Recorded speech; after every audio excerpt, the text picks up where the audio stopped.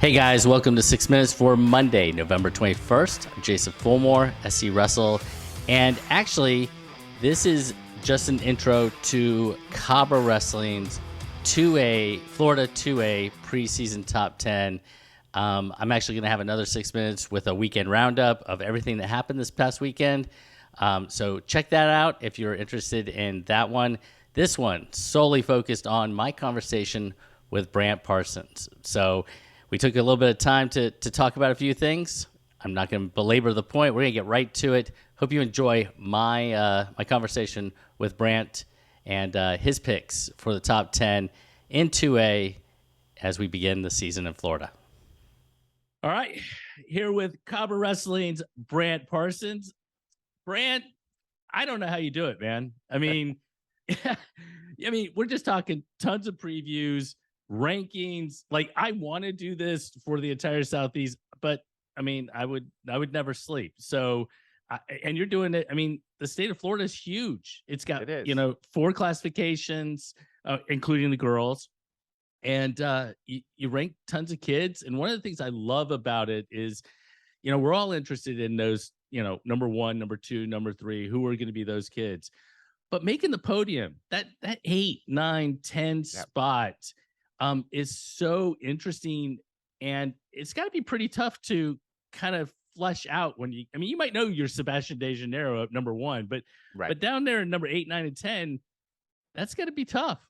Well, I've always said anybody can rank like 1 to 3, but I personally get as mad if I don't have like a 15 and 16 right. If they wrestle each other and 16 wins beats 15, which usually doesn't happen. It's crazy the amount of times like my number 12 beats my number 13, in OT or whatever.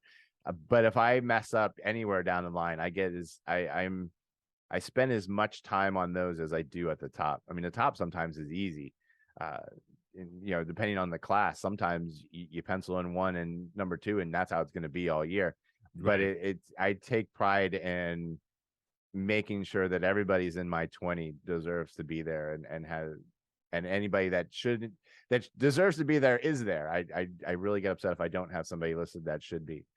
But I do take a lot of time, and there's pride in that for me, is to get my 1 through 20 in every single weight class I do to be as accurate as possible. So for people who don't know, and I think most people in Florida know, but if you're outside of the state of Florida, Brant not only ranks the top 20 individually across those 4 classifications for the season, and doesn't just do it like in November and then like waits till January. We're talking like does it all the time. I mean, almost weekly, right? Yeah. But you also have parts of your website that are not behind the paywall, or they're not the plus parts of the paywall, that still provide so much information for everyone to kind of be part of what's going on and understand what's going on within the state. So I just think that's really pretty cool that you've taken this on. You've been covering wrestling now for a long time. I've been covering wrestling since 2004. Right. And I worked in radio, and I had just a quick story in case no one's heard this. I've certainly told it a few times. I'd covered women's basketball for UCF for the school paper when I went there. Go Knights, charge on.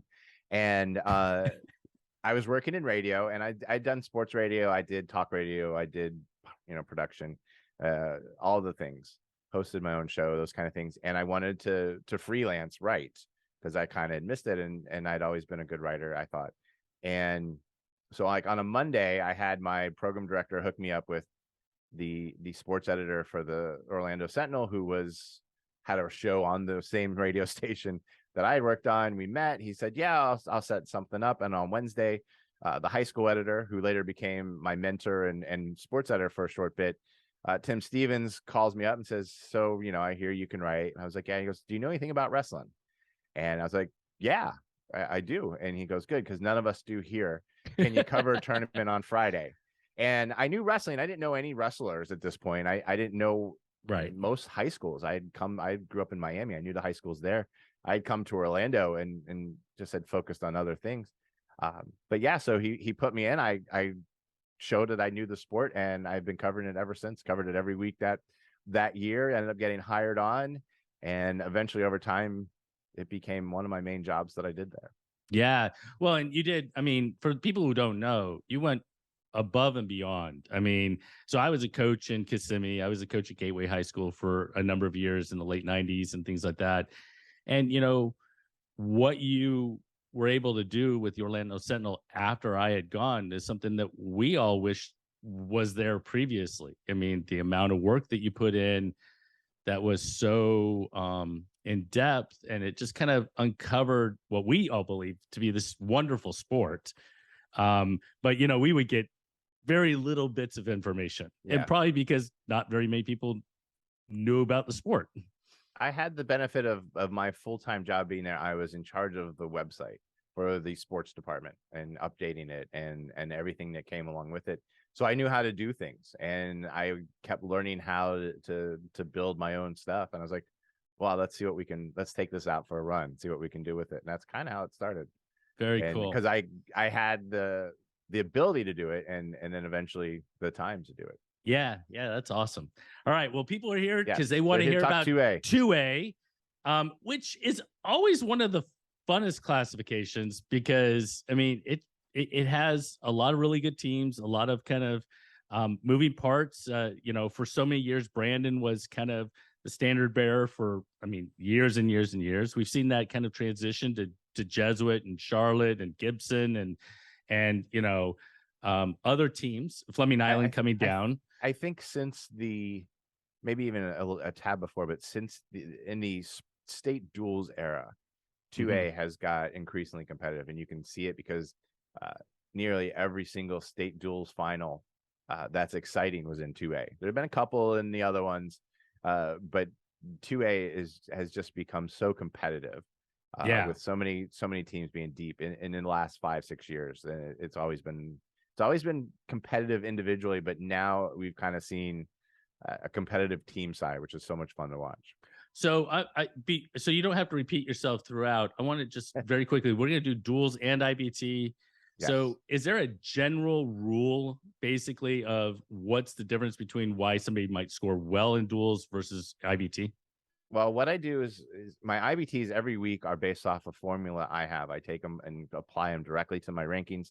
They're based on what I feel they would score average score if they finished in that place in state. Now, that doesn't necessarily always going to happen. I don't go in and try to figure out, well, there's 6 from the same region there, because it's not completely scientific, but I do base it off my rankings and where they stand at that time. And that point system is what goes into the IBT rankings. For my first dual rankings, I have a different point system I use just based on depth. Once the season starts and you have guys going head to head and some dual wins and stuff, then it maybe takes on a little bit more of a college football ranking style where it's based on who you beat and who you didn't and those sorts of things. But IBT is straight how I think you'll place, and duels at this point is you have the deepest team that scores the most points, I guess would be the way to project it. All right, so let's jump in with number 10, and that's a number 10 team in both of these. Yes. And it's a newcomer to 2A, and that is Clay. It's kind of fun that Clay is in 2A. They've always been a really, really good team in 1A. So what is it about Clay that puts them in the top 10 or that number 10 spot in both of those? Well, I mean, ironically, they moved to 2A, and they probably have the youngest team they've had in recent years. They graduated so much from last year. Yeah. And they've got guys back that are going to do well and are improving and putting in time. But surprising, I mean, for Clay, like their first chance to be in the same district as their rival Fleming Island, they're a young team. They're a developing team. I think they'll be better later in the year than they will at the start. And I've talked to Jim Reap, and he said, listen, you handle seasons differently, and our goal is to get better at the end and bring these guys along. So welcome to 2A. I almost would like to have seen last year's team in 2A and see how it would have done. Right. But Clay has a tradition, and even though it's getting bigger, it is still a very tight community school. It is. And they take pride in their wrestling, and you'll see that as they continue in 2A and as a school get bigger. All right. So you got 3 teams that are ranked in the bottom half of the top 10, the bottom 5 of the top 10. 3 teams that are in the duels that aren't in IBT, 3 teams that are in the IBT that aren't in the duels. And I'm just going to run down these, and then we're just going to touch on it just really quick. Sure. So number 9 is Lincoln in duels. Number 7 is Merritt Island in duels. Matanzas is number 6 in duels. In IBT, we've got Hollins at number 9, Mariner at number 8, and Satellite at number 7 in IBT. So not to touch on every single one of these, but what is it about these teams that kind of push them over the edge? And you can give me an example, push them over the edge in one, but not in the other. Well, I mean, I give you an example of, well, one in my hometown team where my kids go to school, Satellite. They have 3 state placers coming back, a state qualifier that has been doing really well. I've got 3 guys ranked in the top 5 or top 6, or 4 guys in the top 6. They are a top heavy team. And they know that. I've talked to David McMiller, and he's like, if you're not good, if you don't want to work hard, we want you out here. They're not looking for numbers necessarily. They want people who work hard, and they've got hard workers, and they've got some veteran seniors. So that's why they're, and the same kind of thing with Mariner. You have 2 state champs back. Maximus Brady and Christopher Minto, and those guys. Minto's winning a state title. I would say it would take an act of God. knock on wood, but I mean, I think he'd have to not compete. He's that good, and you have to assume Brady is in the hunt for a state title. So those are, when you're doing the number, when you're doing crunching the numbers, that's 54 points, give or take 54, 55 points, just off 2 guys. And if Minto pins a lot of guys, then it goes up. So that's how those guys kind of get there. And then you look at like Merritt Island, and you look at Lincoln, and those are just deep teams. I mean, Merritt Island showed last year that, they advanced deep into the state duels, and to them did not perform well in the IBT. And they're going to try and fix that this year. And they're hoping that their guys coming back can perform better when they get there. But they are a deep team. They are a tough duels team. There's no easy outs on that team. Same thing with Lincoln. You've got 14 weights. They're going to give you something at every weight. They don't give away a lot up to forfeits or JV guys that you can pin. So that's the kind of the difference with those. You've got a couple teams there that, at least in my projections, are going to score a lot of points with a few guys at the state tournament, and that's how they make the rankings. And then you have teams, Matanzas, Merritt Island, Lincoln, that are just going to be tough to beat in duels because they're just so deep with capable wrestlers all the way through. Yeah. So another team that is in the bottom 5 of your top 10, that is ranked at both, is Winter Springs. They're number 8 in duels. They're number 6 in IBT. Another young team. And we're talking about, Winter Springs really young team is another team that they've been around 2A and in the mix and in the conversation for a long period of time. They're a little bit lower, and the reason being is what you just said. I think they graduated 7 state qualifiers or something like that, or 6. I don't have that number in front of me. They graduated a ton from last year, and they're, as you said, they're a program that reloads, and they certainly will. And much like Clay, you will see a better Winter Springs team at the end than you will at the beginning. They do have their top guys. You have Elijah Penton, you have Ryan Phillips, and you have Ransom Randolph came over from Apopka. You've got guys that are going to do well. But just an example, you have Joshua Maldonado, who transferred over from Lake Howe, not a wrestling program known for wrestling at all, has already improved just being in the Winter Springs room. But until we see what some of these younger guys are capable of doing, they're just a little bit further down because they lost a lot from last year, and they're aware of that, and that changes the approach coming into the year. Absolutely. All right, so let's jump to the top 5, and I think this is similar to what we saw in some of the other classifications, but 3, 4, and 5 are the same teams. They're just in different orders, right? Yes. So I'm going to go ahead. And there's not a lot that mixes each one, but sticking to my formula. So you have Charlotte, Tampa, Jesuit, Brandon are the 3 teams. Yep. In various orders. Brandon is a team. I always point this out when I haven't heard from anyone. I've not heard anything from Brandon. So I'm just basing it on guys they had last year. I haven't confirmed necessarily everyone who's back. I know they got some transfers in, though, too, that kind of adds to the depth that they have. I don't know that Brandon has a state champion in their room at this point. They may end up at the end. They've had the Lane brothers winning state titles there for the past few years. Right. I don't know that they have a state champ in the room, but they certainly have some guys that are capable of competing for it, but they just have a lot of depth, and that's why they're higher on the dual side than they are on the IBT side. And then you have Charlotte, who, again, maybe a little less severe than Winter Springs, is a little younger than usual, right? And Right. graduated a lot from last year, but they still have some really talented wrestlers coming back. Kale Newton, Cameron French, those are both guys ranked 1 and 2. Caden Ballinger, I have him ranked. James Baltuitis is ranked in the top 3. Nathaniel Box is ranked in the top 2. So they've got some firepower there. They're going to bring guys up, but at this point, maybe we don't know the extent of the depth. So that's why they're maybe a little bit less on the dual side. And the next one actually surprised me, because I don't blindly do it, but I just do all the numbers and then I look and see, oh wow, that's what happened. I expected a bigger difference between Tampa Jesuit. They're 4 in IBT, 5 in duals, because they talk about graduating.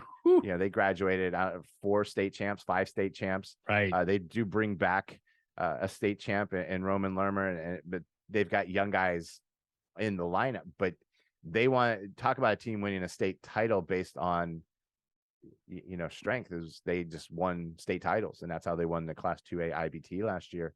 And I really thought their dual team would score lower on mine, but they didn't. And so they're 4 and 5. So they're young guys at least calculate out better in my rankings than they did in my head. Yeah, well, it's one of those things that I think you actually you laid it out really well. Winter Springs, maybe Brandon, Jesuit, Charlotte. It's the opportunity exists for some new faces. Not that there aren't some existing faces in each of those teams that are going to keep them at that level, but who develops well and gets to that level is going to be the difference between somebody finishing way up in the top 3 or somebody finishing further down. So I think that's I think it kind of makes it fun. I mean, it does. I think on paper 2A, I think it could change, but I think on paper going in, I think there's a big group competing for 3rd. And I think 1, 2, at least in the IBT, well, probably on both sides, is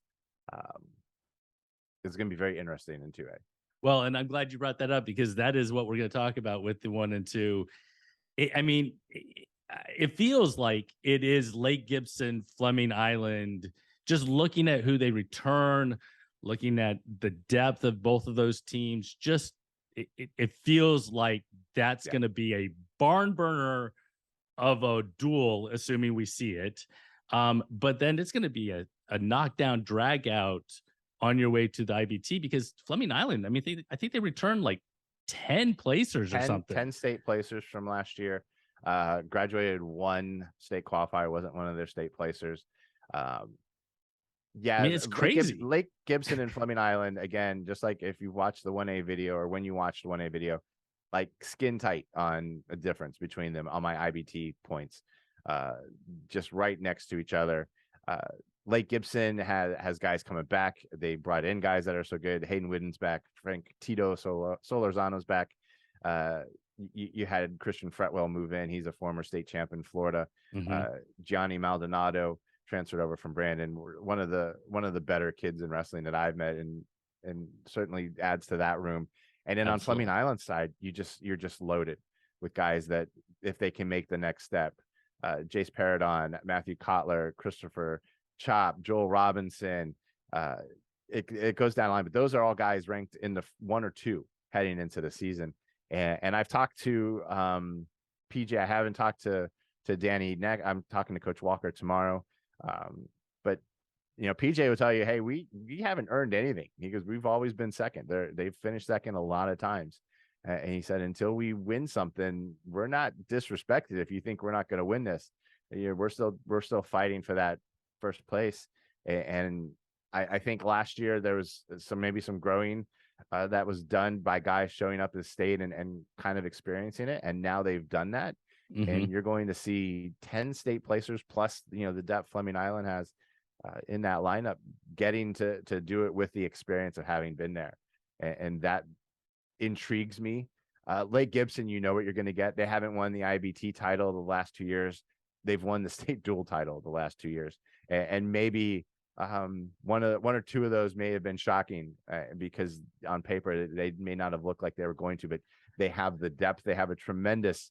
I can't wait to talk to Coach Walker and ask him what the secret is, but they know how to compete in duels.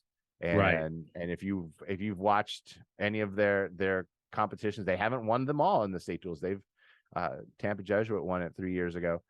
They just know how to compete as a team, and they embrace it, and it's something to watch, and they all buy into it. And that's why they may have not had the seasons they wanted by not winning the IBT, but the 2 state duels wins certainly show something about the program and the team, and you can't count them out in either heading into this year. Yeah, no, I mean, I think with it, it's the culture. I was at Disney Duels, over the summer, and, it's basically the Lake Gibson team. They can bring in a couple others for the community team, but they're all fighting for each other. I mean, every single one of them. I mean, they're pulling at, 120 and then the 126, they're every single member of their team is into every single one of those matches, and it means so much to them. So I think that's pretty cool. All right, so let's go down 2A duels. The dual teams: number 10 Clay, number 9 Lincoln, 8 is Winter Springs, 7 is Merritt Island, 6 is Matanzas, 5 is Jesuit, 4 is Charlotte, 3 is Brandon, 2 is Fleming Island, and 1 is Lake Gibson. Will we have a Lake Gibson Fleming Island? Do you think that will be the end or no? But in the state duels, let me pull up I don't know brackets. who is in what side, right? I have the brackets. Let me you keep. Well, as you're looking, I'm going to go ahead and go to the IBT. Number 10 is Clay. Number 9 is Hollins. 8 is Mariner. 7 is Satellite. 6 is Winter Springs. 5 is Brandon. 4 is Jesuit. 3 is Charlotte. 2 is Fleming Island, and 1 is Lake Gibson. Now, if we go by my bracket, which is correct, even though 1 year. I had to convince, I think it was last year, I had to convince the FHSA that they do rotate regions. And so if they listen to me again and rotate regions, we could see a Fleming Island and Lake Gibson in the finals of the state duels, because 1v4 and 2v3 for region champs are how the semifinals are set up. If they continue to follow the rotation, the rotation they're supposed to. And I remember last year multiple emails between me and the FHSA like, hey guys, you're supposed to change this. No, we're not. And then finally, oh yeah, you're right, we are. And so if they do that, then we do have a 1-4-2-3, which would, in this case, if those teams make it, it is possible to see a Lake Gibson Fleming Island final on Saturday afternoon at Osceola High School in Kissimmee. Can't wait. I can't wait. All right, man. And we're not saying that those will be the 2 teams, but saying that is they'll a be there, right? But if they get there, I mean, Charlotte would be and Tampa Jesuit would be in the same region, so the winner of that would come out. But I'm not. My prediction is we're going to see Lake Gibson and Fleming Island in the final. No disrespect to the other teams who could shock with their young guys and prove me wrong, which would be fun.